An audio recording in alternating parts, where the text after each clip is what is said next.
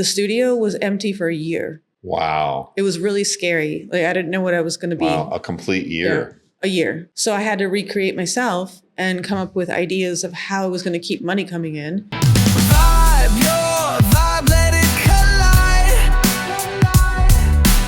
Find your tribe where truth can't hide. So vibe, your vibe.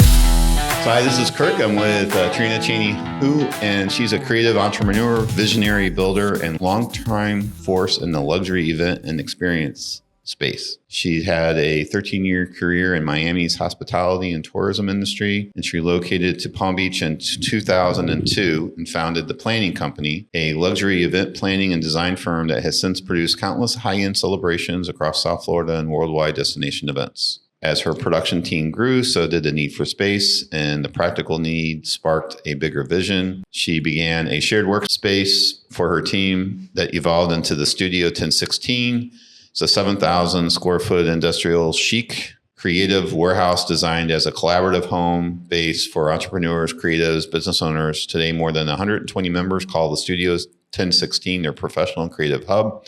We're here today doing this recording. She approaches life with a curiosity and humor, often saying that she's not sure what she needs to be when she grows up. At her core, she's fearless approach for growth, her willingness to leap into the unknown, and ability to turn blank slates into thriving ecosystems. So here we are. I just wanted to have her here because I thought I've been recording here for a few sessions, and I thought it'd be really cool to find out who's the person behind the space. I'm an event planner of 25 years, and we kept outgrowing our space, basically.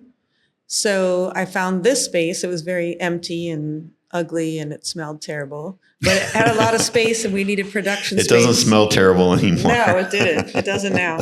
But we needed space to have all of our inventory housed and to be able to produce florals and different things for events that we need to do. So, for example, when we'd have a wedding for 300 people, we'd have to produce 200 big bags like this, filled with waters and towels and chocolates and whatever. So we need to produce those somewhere. And when we do flowers, we need to do 20 huge floral centerpieces and have a place to refrigerate flowers. So in the back of the studio, I still have a commercial refrigerator and all the stuff I need to produce, but my inventory is off site because I kept outgrowing the space as people kept wanting to come here and work here. I said no for the first 8 months. I didn't want anyone working here. That wasn't the plan. And then the bills kept coming. So I decided that maybe I'd let a couple people work here and see how it went. And it just kept growing into more and more workspace. I built 10 partition walls that I had to keep moving them back, and putting more desks and build more offices, because that paid the bills. That was like bread and butter. And then after like a year and a half or 2 years, I decided I created this thing. I didn't know it was called coworking or shared workspace, but I knew I invented something.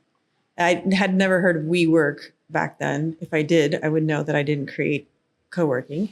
But we were the first coworking space in West Palm Beach. So clearly we were ahead of our times. And we had something going that we thought was really cool. And we figured out that coworking was a word. And it took a lot of people a long time to catch on to that. Back then, it wasn't really, people just weren't aware. Even like the city didn't know how to handle us with a lot of things. We're like a gray area. We still are a gray area because we are a space, with membership. We don't sublease space. We have memberships and we have people who use our space, like by the hour, by the day, by the month, whatever. So it's a little bit like a gym kind of, with memberships. Okay. So that's how I convey that to people who don't understand what we do.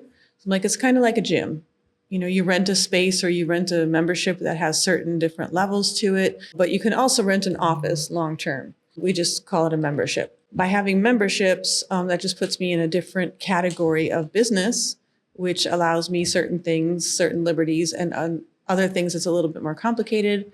But every business has pros and cons.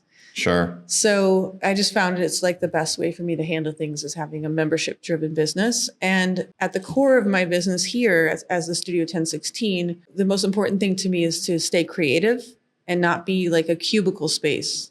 I'm not a buttoned up space. I'm not a space where every single office looks the same. We're not a space that's quiet. We have quiet spaces within our space, but we're a space that has movement and noise and fun and music and ping pong and Soccer upstairs. Yeah. There's all kinds of, all kinds of cool things going on that we have to work around, but we figured out a flow somehow.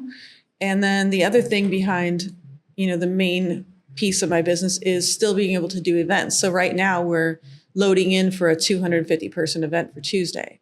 Oh, wow. Yeah. So that's what the balloon's for? Yeah. Measuring the wall to do an installation. So my event business thrives outside of here and inside of here. So the expertise in that field has crossed over to what I've created here. So it keeps me excited because I don't want to just rent offices. I like to do for your different business. Things. Yes. You're saying. So like the photo studio, for example, last weekend we had a yoga retreat. So people flew in from out of state. We had 25 people here Friday, Saturday, Sunday, all day. We shuttled them back and forth like to the beach on the island, did, tours with them. We had food and beverage service in the studio. They had something in the tea house. And then they had their... So they were here in this room? Yeah, and they did their yoga sessions in here and they made it into hot yoga. We shut the vents, we put in heaters, we closed up the vent on the door, transformed the space. So wow. Yeah. That's really cool. So it keeps things exciting, and that's what I like about the studio. So where did they just, because there's a hotel just around the corner, right? There's hotels everywhere. Because we're downtown West Palm Beach. I mean, they stayed at Airbnbs and hotels. They were in different places. Oh, they were different places. Yeah, because some people like the Ben and some people like the Hyatt and some people like Marriott and some people stay with a friend, so they were all over. All over. And they came here and they had this central place that they could meet up. We hopped on a shuttle. They had a really great shuttle service that we hired and it took them on a tour. So did your event company do that? Yeah. Okay. Yep. So, and then they did meditation at the beach. We had catering service on the shuttle. So this is a paid yoga retreat and then your organization helped organize it. Right. So it ran smooth. Correct. And they rented my space from the studio. So there's some kind of planning help that we give in general, just because that's my nature. But if somebody wants us to organize their whole event, like this corporate group has never been here, the one that's coming on Tuesday for 250 people, they've never been here before. So they hired my planning business to coordinate the whole entire event.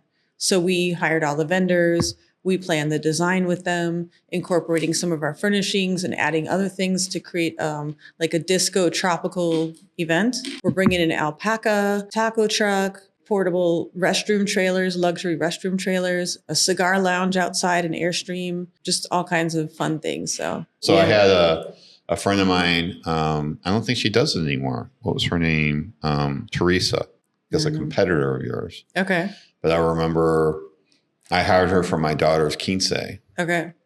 And she just completely transformed. We had it at our clubhouse where we live. And it was amazing. Nice. Just completely, brought in uplights, brought in plants and this and that. And, the entire space was transformed. And actually, I guess she didn't deal with the billing. I guess she found like a DJ and then she was curious what your thoughts on this. She was just, because she's a friend of mine, she's like, you have to have an MC. I go, well, isn't that the job of the DJ? She's like, no. No, it isn't. No. They have to do the music. Yes. And the MC is to keep the party going. And some DJs don't speak. And some DJs, you don't want them to speak either. And you don't want them to speak. So that's the value of having a planner. Having somebody that, so I have a little bit of experience with hiring a planner and wow, it just, she's running around taking care of stuff that frankly, I guess she probably like you, taking care of stuff that she's probably not even really supposed to be taken care of. Yeah, it goes over and above usually. But it just, the party went without a hitch. That's awesome. And we had a really great time. So for example, like when you came out to get me just now, I was measuring a balloon, something really simple, but the balloon says 18 inches. But when you blow it up, it's not 18 inches. So I need to make sure it's going to go wall to wall. Right. And we're not going to have a large wall. Right. And you don't want to have a gap because 1 or 2 inches per balloon multiplies really fast when it's an entire wall. So you have to try things and see how things work in a specific space, because just because it works here on this cylinder block wall doesn't mean it'll work on the drywall without damaging it. So it's a lot of like trial and error stuff. Pre-planning and Pre-planning. having the plan for everything. Mm-hmm. Interesting. I had no idea that that was another part of. So that was like what spurred this whole space. Yes, I've been with the planning company's been in existence 25 years now. Oh, wow. Yeah. And so we do destination work. I don't do as much local event work as I used to. I used to work at the Breakers a lot, Mar-a-Lago, really high-end weddings and different celebrations. So now for the past, well, since COVID probably, we do more destination work. More destination work. Mm-hmm. Okay. Yeah, it's more interesting to me. It's my passion. I like to travel a lot. So I'd rather do 1 or 2 really great projects a year, or, you know, could be So 5. when you say you focus on destination work, is it destination to West Palm Beach or destination in general? Could be anywhere. It could be anywhere. I prefer to go somewhere else, Mm-hmm. but there's a lot of people who come here and this is the destination, like this corporate group. Right. So it's Or no the problem. yoga group Right. is also a destination. It is. It's smaller, but it is a destination. So those things don't count in my big 2 projects for the year. I have an idea for a project that we're going to have to talk about. Okay. All right. So the yoga retreat, the lady who was organizing that was really impressed with how this all went. And she was really excited. So she said, you know, I really like to repeat this every quarter and make this the base for it. And then we talked about my favorite place on the planet, which is in Guatemala. It's called Lake Atitlan. And they have a big like yoga following there. Mm-hmm. And I was telling her one of my visions for the future was to start creating retreats to go to Lake Atitlan and reset. Whether you're into yoga or not, it has nothing to do with yoga. So it's called Align. It's a retreat that I'm putting together. And part of it will be to, you know, bring a yoga instructor with me and, you know, bring different people with me, but I'm the one orchestrating the whole retreat. And it's for people to realign yourself, whether it's, you know, mentally, physically, whether you All are of the a above. yogi, it could be all of the above. Right. You can take whatever piece from it that you want, but basically it's tapping out from whatever you normally do. Mm-hmm. And resetting. Because when I go there, that's what I go there to do. And it's really amazing there. I started to put it together during COVID because I felt like people needed to align. We didn't know what was happening. This place was empty. The planning company, there was no gathering, there were no events, there was no travel. So that was like dead. The studio was empty for a year. Wow. It was really scary. Like I didn't know what I was going to be. Wow. A complete year. A year. So I had to recreate myself and come up with ideas of how I was going to keep money coming in. So what value could I give people who didn't want to come here and work anymore because they're scared to gather and they couldn't gather for a certain period of time? So I created a lot of virtual services for people. I would physically be here all the time because my staff had to go, and I would receive packages or mail. I'd open them up. I'd send them pictures. You know, if they needed to deliver something to someone, I would go do it and communicate with that person that it was on their step and make sure I sat in the car and waited to see that they got whatever they needed, or somebody needed something notarized. So I started a mobile notary concierge service. So we still have that service available, but that was all like stuff I did to survive during COVID. And during my downtime, when I had to be here, I created the Align retreat because I'm like, when this is over, Right. we all need to like align ourselves again and tap out and just kind of tap in, get reconnected with who we are, what we want to do, and what we need to fill our cup because we're all just really stressed. And I haven't put that into action yet because after things started coming back together, I needed to do a lot of work here and stay on the ground. So now I'm kind of ready to put that together. So that connection with the person who came here for the yoga retreat, she's like, I want to do that with you. I want to be your yoga person. So now we're talking about that. So things just kind of feed off of each other. What's the size of a retreat like that need to be at the same time effective? Mm-hmm. So that each person gets the attention they need, but at the same time, you know, you probably, if you were only had 5 people, it'd be priced pretty extravagant. For me, it's more of a passion project than a money-making thing. Well, still needs to cover its costs, though. It needs to cover its costs, but people would cover their costs in general. And I would have to just figure out my costs for the organizing part. And the rest of it would be basically. I mean, do you envision this being like 10 people, 25 people, 100 people? Not 100, under 40. Under 40. That's kind of what I was getting like, you know, because you said you're doing an event. You obviously have the experience. You can handle it. You could have 250, probably 1,000 people. You can handle it because you've done those. Yeah, that's like a convention then to me. But that's, you're going to lose the one-on-one stuff. The whole part of aligning. Yeah. If there's 1,000 people, or maybe, I don't know, Tony Robbins does it, right? He does.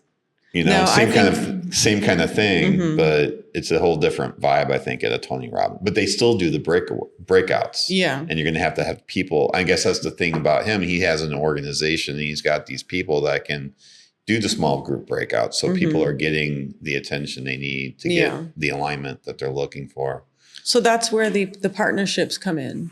You know, me partnering with different people who can bring different pieces to the puzzle. Which is what you've been doing for that's what I do. Decades.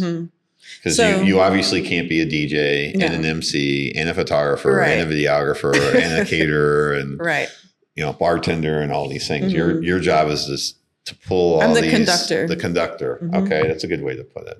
I always explain it to people. You need the conductor to conduct the orchestra. You can't be the violinist and the saxophonist and run the show all at the same time. Yeah, not at all. Right, and it's a special skill. It is. Working with I used to do some of her photography for still photography for her. It's a little challenging sometimes. It is, and then it's really interesting because some of our clients are really got to put together and understand what they want, and then other clients they just know that they want the photography, but they don't really know what they want.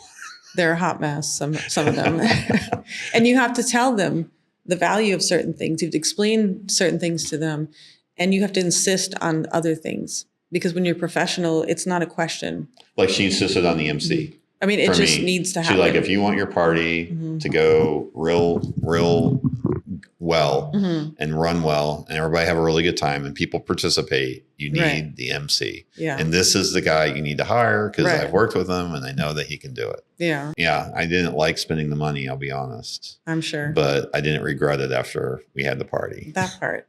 I mean, you hire somebody because you trust them. You should trust them. And you're trusting them with their expertise. So you want a level of confidence from that person. Right. So most people, if I tell them something, they just do it. They don't even ask. And if it's an option, I'll say, well, there's different options. You can do this. You don't have to do this, but this is what it's going to look like if you don't. And this is what it'll look like if you do. Right. Like I think I probably spent more money on Teresa and her decorations than anything else. Right. I'm sure. That's where that was more than even the DJ and the MC. It should be. And more than the room and the food. I'm going to just say it's what made the party. Yeah, there's value to that. The atmosphere that she was able to create and transform. I'm still amazed to this day to think about it because it was just a very vanilla room, a little bit less vanilla than, say, this photo studio because this is actually a blank slate. So she didn't really have a blank slate. She had to work with what she had. Right. At the same time, though, it really turned on the atmosphere of the party and we had a really good time the way she had it all laid out. And here's the thing. I didn't think about nothing. I was just there to have a good time. Nice. And I guess that's a sign of a successful event, right? For sure. That the person that's putting it on, having the planner there to have everything planned out, it just went without a hitch. Nice. You know? And yeah, the other tough part for me was the photographer because that's like the milkman having to buy milk. Yeah, I'm sure that's tough. So I wanted to kind of go there because you have this event and you're the one planning it. Are you going to be bringing on maybe an assistant planner so that you can participate in it? Or is your idea to be just the planner for that event? No, I'm the planner. You're the planner. Yeah. Okay. It's a small enough venue that I don't really need an assistant for that. Okay. But I have a team of people working. So I don't have an assistant planner, but I have 9 people working with me. Okay. That I'm bringing in. That you're going to be bringing in for this event over in Guatemala. Oh, in Guatemala. For the Align. I thought you meant for this one. Okay. No, I probably wouldn't. I don't know. It just depended. I guess. So are you going to be a participant in the Align or are you going to just plan it and have people there? I would be the leader for sure. But all the partner people that I would bring would be my team and they would be the ones doing certain pieces. So like the morning meditation or... so that you can be part of it. Yes, because I'm not that person, I'm not a yogi. I'm not a meditation person. I'm not the caterer when I'm there. There's just a lot of pieces to the puzzle that you need to have happen when you're there. I'd still just be the conductor. I would participate in it, but I'm always going to be behind the scenes planning the next piece. So participating fully doesn't really happen. I would participate before they come.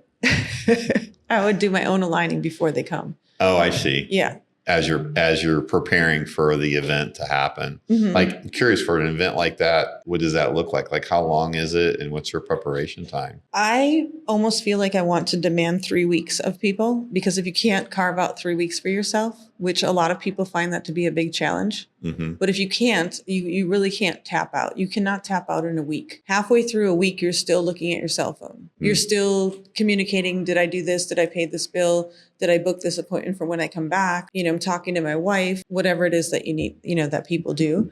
It takes the first week to stop doing that and to settle your mind. I mean, I've had experience with traveling for a long time, but for the past at least 10 years, I've done a minimum of 3 weeks a year because someone else taught me that. I was in shock. I'm like, 3 weeks, that's crazy. And she's like, it's not crazy. People in the US don't do that, but everywhere else they do. Yeah, A lot of we places just did they 3 do. weeks this past fall. And when you can understand what it means to kind of like shut down and tap out and really have a break, a mental break, when you experience that once, you don't want to go back. So it's different if you're going on a vacation with your family, on a cruise or to Disney or something. You have intention to do these activities and to do this kind of thing. Maybe that's a week. That's not a tap out type of vacation. That's not a filling your cup situation at all. That's a lot of work and you come home tired. Right. So I've done the Disney trips where it's like, I need a vacation now from my vacation. I mean, it's really fun. Because you're waking up every day, you're paying all that money for those tickets, and you want to make sure that, like, pre-living in Florida, where I had the Florida pass, right, where I came from Missouri, coming down here, and I'd buy so many days, and it's like you really wanted to maximize those days. 20-hour days. Yeah, that's what literally, you're like up at 6 a.m. and you're not getting back home until 1, 2 a.m. in the morning after they do the fireworks. And that's what that is, and that's okay. But that's not what this is. It's just different. This is more about filling your cup. So you had somebody teach you that you need at least 3 weeks, because the first week is kind of winding down. It's winding down and starting to understand that you need to shut down at all, because we don't ever. So the first week is that. The second week is you're finally kind of on vacation. You're kind of, exploring and enjoying and relaxing and breathing and taking stuff in. The third week, you're preparing to go back mentally already. That's interesting, because when I organized this last trip, I organized it. We did 8 hours in London, 3 days in Paris, 2 days in Bordeaux, traveled from Bordeaux to Rioja for 1 day. And then we went to Lyon and started our 1 week bicycle trip on the Camino in Spain. Nice. And that was our week it was a little different than a vacation or Disney, because we woke up every day and we had to ride our bikes and get to the next destination. Yeah. But it really became, that was like completely detached. Right. In the sense of, okay, it was strange. It was an odd experience in the sense of, we're waking up every day and we know we got a big bike ride in front of us. Right. And it was a neat experience for me. I'm sure. And we've had a few long vacations, but I'm just trying to think. This one was intentionally built for that middle week to be that week on the Camino. And it's interesting what you're saying. Right. About that's when you can really enjoy yourself. And as soon as you know you're going back, you're constantly in that mode of, oh, I need to do this, I need to do that. I have to make the most of my time. So 3 weeks to me is the minimum. 4 weeks is ideal. 5 weeks is really great, but not everybody can get away that long.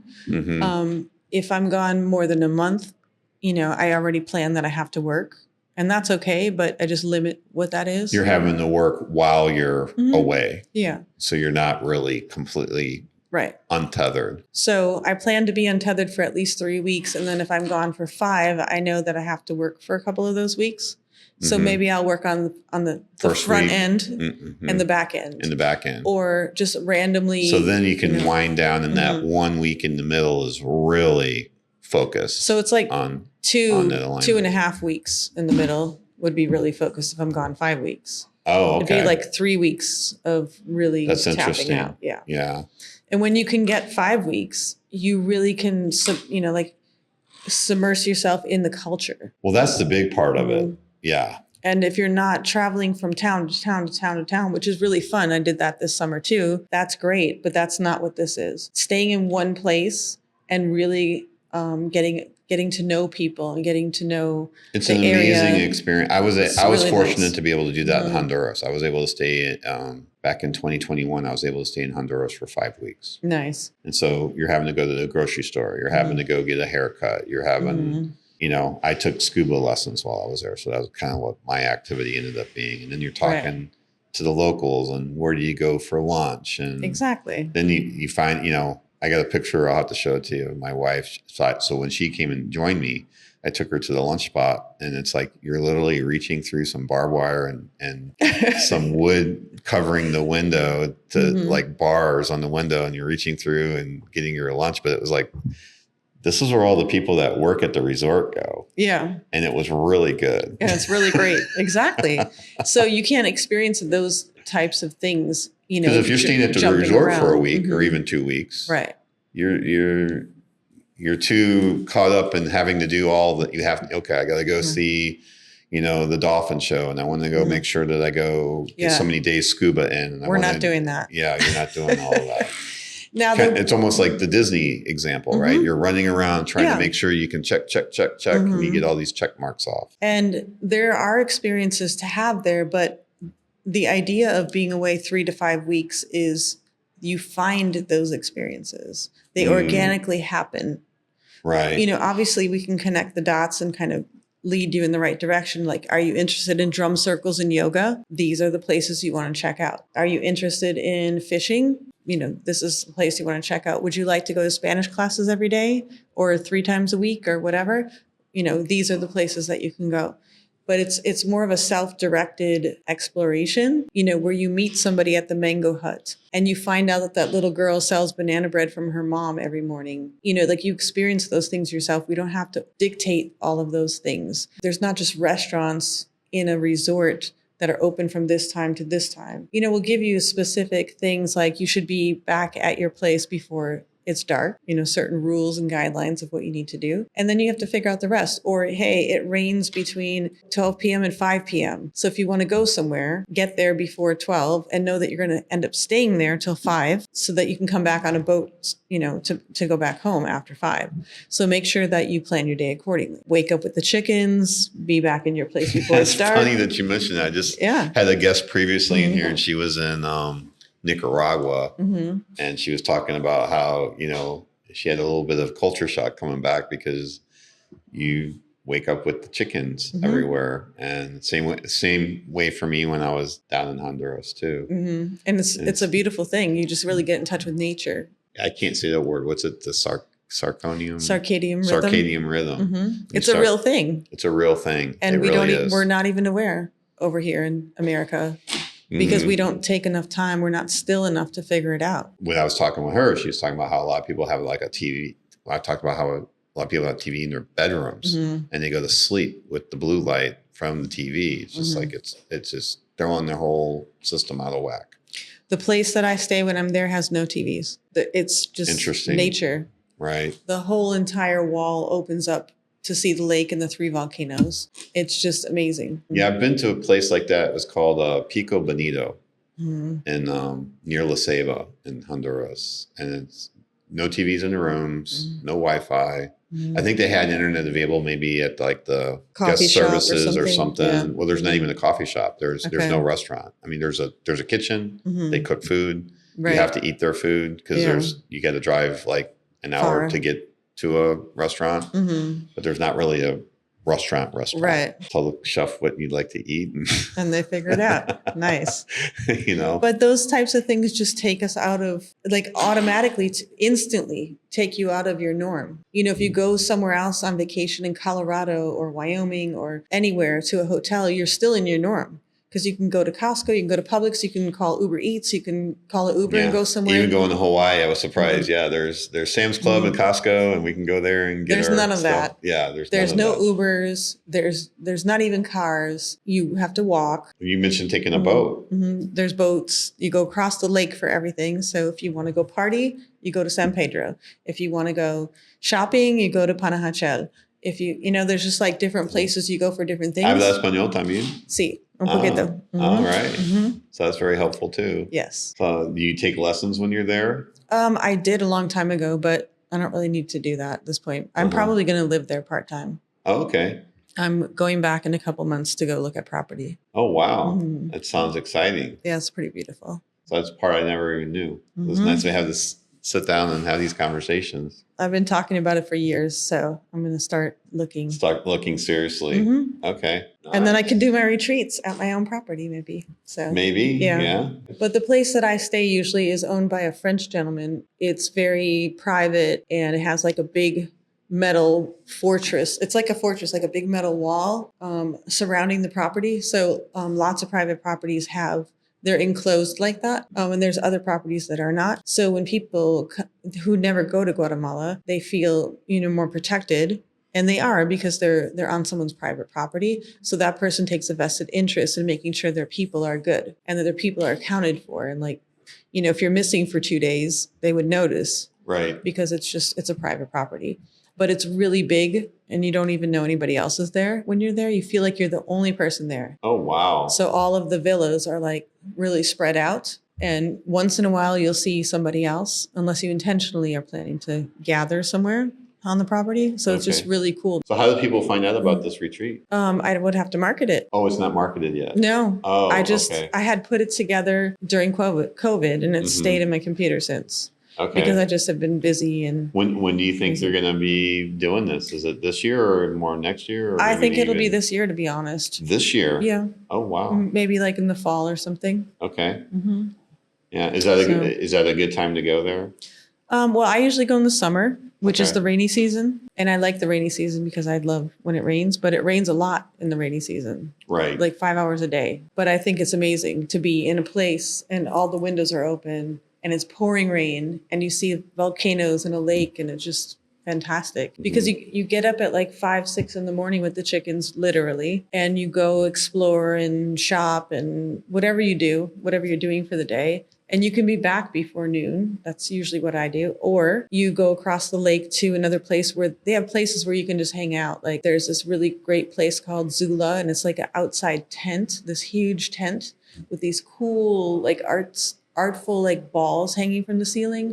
And there's low tables and there's mats where you can lay down and read a book for hours and just have a coffee or a sandwich. Or I play chess with random people there. Then I take a nap and then I catch the next boat. So wherever you go to eat lunch or dinner, you usually hang out like 2-3 hours because you're either around a fireplace or in a situation like what I was What's explaining. the climate like? Is this high in the mountains? Yeah, the altitude's really high. So it's very challenging physically as well, which is great. And after like a week, you start to feel the shift. Us flatlanders here in Florida. But it's awesome. It's a thing. Let me tell you. I'll never forget going to Haleakala in Hawaii and being out of shape. And literally at 10,000 feet, we couldn't breathe. Yeah. I was going to say, I think it's like 9,000. Okay. Yeah, that's getting up there. So it was like really tough to breathe. I remember people I went to a conference in Denver, which is 5,000 feet. Okay. And there were a few folks there that just were having a tough time, even at 5,000 feet. So it just... I think it's a great challenge. It's a great physical challenge. It's a great mental challenge, spiritual challenge, just being by yourself and not constantly being, what we're doing. On the phone. Like you just don't see people doing that. I couldn't believe it the other day. So I decided to try to start walking every day. Mm-hmm. And I'm walking around school starting time and the kids walking to the bus. I had to I didn't say anything other than I just would say pretty loudly, good morning. Because if I didn't say good morning to them, they were going to run into me because they're all on their phone. Yeah. It's like they can't even walk to the bus stop without being on their phone. Yeah, it's crazy. Don't know what we're going to do as a society with all of these folks that are just stuck on their phone. And I'm as guilty as anybody else. I know my daughter went to the doctor. So she pipettes in the laboratory daily. So pipette, you doing this. But she's having, I guess, carpal tunnel. And the doctor asking her about her social media time that she spent on social media. And she had to literally delete Instagram. Her doctor's like, you need to delete Instagram. She's like, what social media did they find out? I guess I looked on the phone. There's a way to check. Yeah. She's how many on hours? She's on Instagram was the specific platform that she was on. And literally he's like, you're going to have to delete that. Else you're going to have problems with your thumb. That's crazy. Yeah, I'm actually thinking about the Align retreat, like, having a gathering session where I have a bag and we put all the phones in there in the morning and they get it back like an hour in the evening or something. Make sure it's a Faraday bag. What is that? It blocks all the signals too. Oh, okay. Just like, people need to communicate with their family, or whatnot. So they have to have access to check things sometimes, but limiting people's access immediately would be interesting because I think so. Really challenging for people. I mean, I think I don't know if you want to require it, but I think it'd be great. I bet you'd be surprised how many people would maybe volunteer to give it up, or at least to try. Or like have some type of, locker or something that's not in their villa that you'd have to go out to go use your phone, and you can use it whenever you want, but you have to go out to go use it. Right. It's locked up Then so it makes nobody you else can get to it. Think about it. Right. You got to actually... Yeah, you got to Mm-hmm. actually put some thought. I got to get up out of my chair or off the bed, or and I got to go walk over there. And it just like kind of forces you to ground yourself and to like let it go. To really consider, do I really need to be looking at that phone? Right. So I don't know if I shared with you, while I was over in Europe, Meta decided to deplatform me. It happened while we were actually just the beginning of starting on the Camino. I didn't really even have almost a chance to think about it because I'm in that week that you're talking about, right, where I needed to be focused on what I was doing. And so between not having good service, having them shut down my account, I didn't even appeal it until I got back to Madrid because there wasn't really a way to do it. Right. And it was interesting. And I've gotten to the point now that I don't even care about it. Like I've had people like, well, you should, maybe see if you can get a lawyer. I've seen some people, they file a small claims lawsuit and then they don't get anything out of it, but they at least turn their account back on. I mean, I guess I miss maybe my photos that I had there that I may not have on my phone. Because I think if you take a photo and post it, it doesn't actually save into my photos on my phone. I think it just directly goes into Meta. But I'm almost to the point now I don't even want an account. Right. Like if they came to me and said, "Oh, we're going to give you an account," like, yeah, well, you can just keep it. Right. Exactly. But there's something interesting about, so in a scenario like what I'm talking about, a lot of us would think, well, I don't want to go to a new country or a new place without my phone because I need GPS to figure out where to go. And in this scenario, you don't need it at all. You think you need it, but you're challenged to speak to people. You're challenged to, find the big tree that everybody talks about where you make a right at the big tree or where the yellow dog sits on the corner, things like that. Well, here's the reality of that. And having just experienced that on the Camino, the GPS doesn't know crap. Exactly. The GPS got us lost more times than it helped us find out where we were going. Right. We were on our way to this town called Sebrillo, and we were at this other stop and had breakfast. It told us to go this way. We went that way. And then after we got to our destination, told people how we went. They're like, why would you go that way?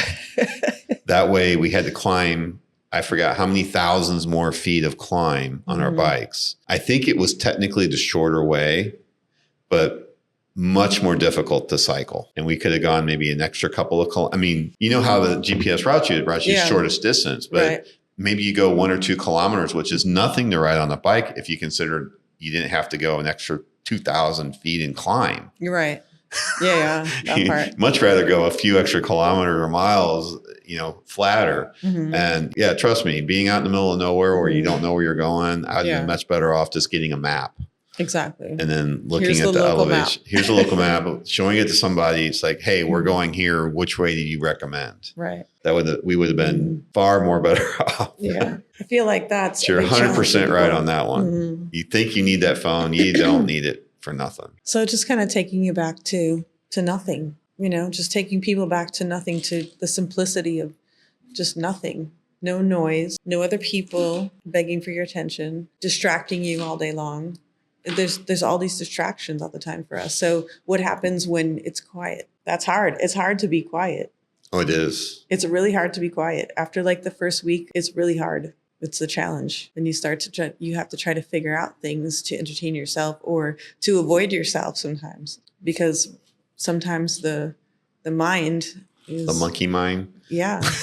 It gets a That's little what my yoga crazy. instructor calls it, the monkey mind. It's true. The Or monkeys get you thinking. you start thinking about things that you haven't thought about because you've kept yourself distracted all the time. And now you're really thinking about things like, wow, Right. what do I really think about that?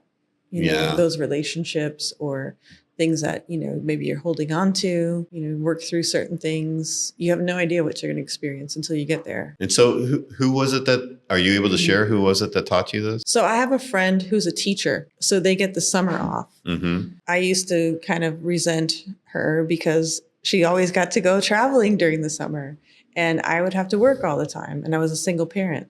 And she's like, you can do whatever you want to do as long as you can figure out your son, you know, which was Justin back then. And Oh, that's your son. yeah. I didn't know that. Mhm. Okay. Yeah, he's my firstborn. Okay. Mhm. I did figure him out. And she's like, figure him out and I'll show you this really great place. It's my favorite place on the planet. That's what she told me. And she says, I'll plan everything. You don't have to do anything. Just show up. So I did. And she's like, this is going to be tough for you, but it's going to be the most amazing thing you're ever going to experience. And it just was. And how long ago was that? Like 11 years ago. Oh, wow. Mhm. And then how often do you go? To Guatemala? Yeah. I've been 4 times. And one time I took all 3 of my kids because I was going to move there with them. And I wanted them to experience it and see if they felt what I felt. And if Mhm. they felt like they could live there, because it's not like here at all. No, it's not. And I also was challenged with, you know, am I taking my kids from a scenario where you can have access to so many things to a scenario where, you know, there's true poverty, you know, and true challenge with schooling and different things? Like, is that a big mistake as a parent to do that? You know, there's a lot of beautiful things you get from, you know, moving somewhere like that, but there's also a lot of challenges. So in the end, we decided that we weren't moving there and I would have to wait until they grew up. My other son said, this is amazing. It's like a movie. It's exactly what you always described, but I don't know if I could socially be here. He's like, I'd miss socialization. I'd miss, you know, what I know as school. I don't think I could be here full time. So we didn't. We actually had an opportunity to do the same in San Mhm. Pedro, Okay. but yeah, we ultimately chose not to do that. I had a friend that had a house. The tenant moved out and didn't notify them, and they were in Europe. Mm-hmm. And so I don't know how it is in Guatemala and Honduras. If you don't have a watchman there, Mm-hmm. the house just disappears. Yeah. So they literally Mhm. took the tile off the roof, Mm-hmm. the cabinets from the kitchen, the bathroom fixtures, the light fixtures. Wow. And it's like I would drive by this every so many weeks or months. I had a business down there, so I was down Mhm. there fairly often. But every few months, I'd go by and there'd be something else missing. There'd be something else. Eventually, there was no house left. Oh, They gosh. literally took the whole house. Wow. The concrete blocks were gone. The only thing left was the foundation of the house. I don't know if it's like that, if it's that rough. I know a realtor out there, and the people that that I'm associated with or that I talk to based on the property I stay at, they all own, you know, private fortresses basically. So they all have somebody who stays on the property and minds the Right, well, property. we rented a house there, and I literally had to pay a guy to go sleep there Yeah. Oh, okay. because the workers wouldn't. You know, it was a house. I rented a house, and we worked out of the house. Yeah. But there was a guy that would come and he'd sleep there at night. That was his job, just to sleep there and make sure nothing got legs. Nothing And went down. I remember, I don't know if it was my wife or her grandmother that came here. I think it was my wife actually, when she first came to US, and they were driving around and they saw like construction sites and they'd have all of the equipment just laying out there. Like, they just leave that out? Yeah. Nobody takes it. I'm like, no. Because I mean, there's a lot of poverty there, so everything becomes valuable. At the point, it still had a roof and stuff, and it actually still, I think, had kitchen cabinets. They hadn't taken too much. He's like, if you fix that house up, you can just stay there as long as you want. And so it wasn't going to cost that much. And so we had a golden opportunity to live there. I mean, I say all that tongue in cheek. It's not that it's, I mean, although Honduras has had a bad rep in the past, it still wasn't dangerous. Right. I just don't think it would have been that dangerous. I don't know. You obviously have to take precautions, and there's places you don't want to go. Yeah, you just need to be aware. You just have to know from a local kind of what Right. to do, where to go, and that kind of thing. I don't know, probably the same idea. I mean, because she grew up in that town. She was there until she was 15. You know, there's no, like, her community that she lived in ended up being gated and fenced at that point. But when she grew up, there was, you know, It's no open. gates. It was just open. Anybody could just come in, she rode her bike over to her friend's house, and that stuff just doesn't happen anymore, unfortunately, down there. But I think that's kind of even the nature, even in the U.S. a little bit too. Even in Wisconsin. With the gated communities and stuff like that. I saw a comedian and he was saying, it was kind of funny. He's like, it's not that it didn't exist back in the 60s and 70s. It's just we didn't know right what was happening. Exactly. It's just, I think the awareness factors is what is different today than it was back then. Yeah, it's interesting you had that same thought. I'm so glad we went from St. Louis to South Florida, though. And I'm so glad we made that move for the kids. Yeah. And one of them speaks Spanish, fortunately. And the other two know a little bit, but the oldest is actually fluent. Oh, nice. So that's nice for her. That's great. And so did your kids ever pick up Spanish being here in South Florida? They did. When they grew up, we had a nanny who only spoke Spanish. Oh, okay. So when they were tiny, they did sign language and spoke Spanish before English. Before English? Yeah. Okay. Now they've lost most of it and they only speak a little bit. Yeah. Well, if they got back in the environment, they probably pick it up pretty quick. But my oldest, he speaks a lot. Oh, he speaks a lot. And his That's girlfriend's from Chile. Oh, okay. So they speak a lot of Spanish, but he talks a lot of shit in Spanish, basically. So if he has to do like a professional discussion, it probably wouldn't work really well. Yeah, not so much. That's what's interesting. Yeah. So the oldest is actually getting tutored, and her interest level is learning scientific Spanish, like actual. So like you would learn, I guess, business Spanish. Right. Everyday conversation, she's fine. She can, like your son, she can do that. But if she had to actually speak academically or something like that, she wouldn't be able. Well, maybe she can now because she's been getting tutoring for a while. Right. But yeah, it's a whole different level, right? It's a whole different level. When I worked in a bank back in the day, I worked in Homestead. And I asked them to send me to school to learn banking terminology. I mean, where do you learn that? Right. You have to learn that in English when you work in a bank. You have to learn banking terminology. So how would you know Spanish? The same way. So they paid for me to go to school. Oh, wow. And they taught you like business Spanish? Because I was doing commercial lending to people who only spoke Spanish. Oh, wow. And the documents were in English. But you had to kind of explain it to them. I had to explain they could understand. And I got them to translate the documents in Spanish on the back. Okay. Because I couldn't understand why 90% of the population only spoke Spanish, but you have English documents. That doesn't even seem legal to me that they're signing commercial lending documents in a different language. Right. It seems really crazy. So I got that to happen. So I was really excited about that. But I've always taken a liking and an interest in, Latin music, Latin culture, Latin food, dancing. I don't know. It resonates with me. So right. Yeah. I worked in an IT department down in Miami, and they had offices all throughout Central, South America, and the Caribbean. And I didn't get to go to a class. I think they got me a copy of Rosetta Stone. That was the extent that I was able to get trained. But I was able to take quite a few support calls, and learning the terminology of the business, and then the terminology of the application, and then like computer type terminology, printer and toner, and I can't remember all of it now, but they, literally, they knew no English. Wow. So you just kind of had to jump in with both feet and figure it out. Hand motions. Well, I'm on the phone, so it makes it even harder, and it really forces you that you have to speak. That's like the hardest part for me now, is because I'm embarrassed, but I'm trying to get past that and just blurt it out there, no matter how horrible it sounds. Try it out.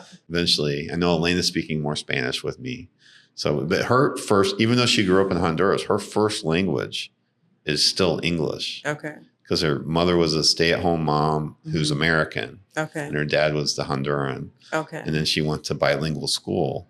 So most of the courses were in English. And so the only Spanish she learned really was Spanish class, and I think civics, and the playground. Okay. Yeah. And her dad spoke English at home.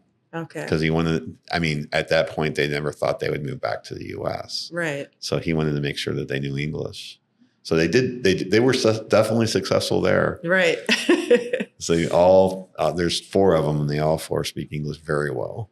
Nice. But I think Elena's probably the one that's still the most fluent in Spanish. Although her sister, who's older, is picking up on it more. But Nice. we're going to go see them this weekend. I guarantee you the conversation is going to be 99% English.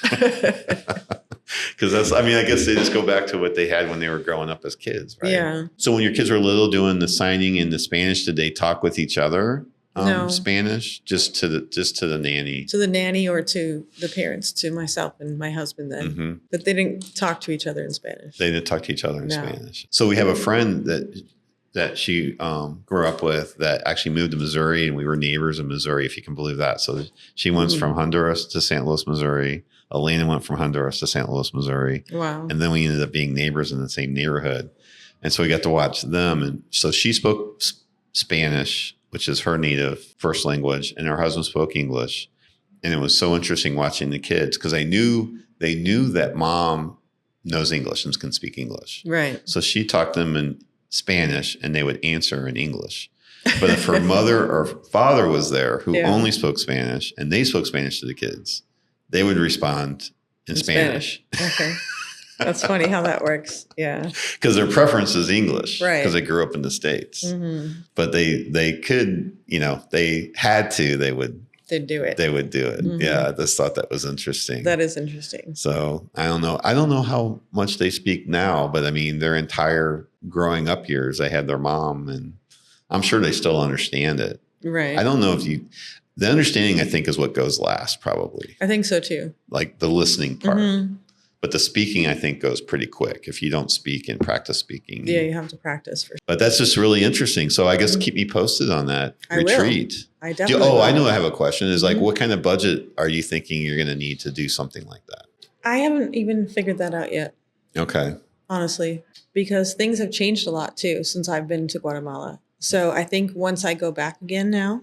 So you're going to have to go. You're going to have to go. I have to go. I know. I have to. You're going to have to go to do a research trip to find out what things are how it's all going to work out. It has changed so much because when I used to go, it was like $500 to stay in a waterfront villa overlooking the volcanoes with a fireplace and somebody who can bring fresh fish and fresh wood to your villa. Like, amazing.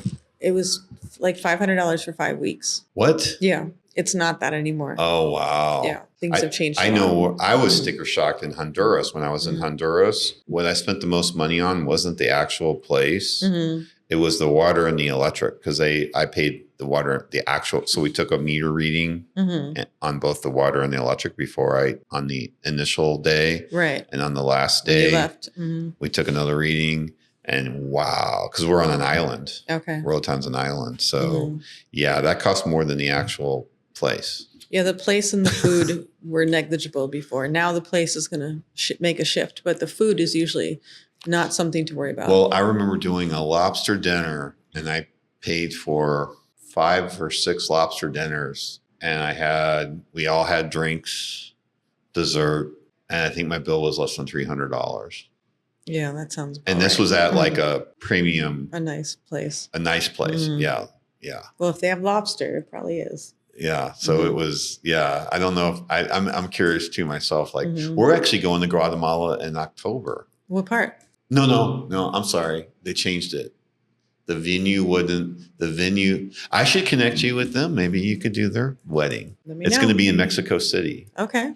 It was going to be in Guatemala, but the venue didn't. They're having to pay so much extra money to go to, I think, 11 o'clock. Okay. And then they really wanted to go to like midnight or 1. I mean, this is a Spanish wedding. Yeah. Like, it's supposed to end at 4. Right. Exactly. Yeah.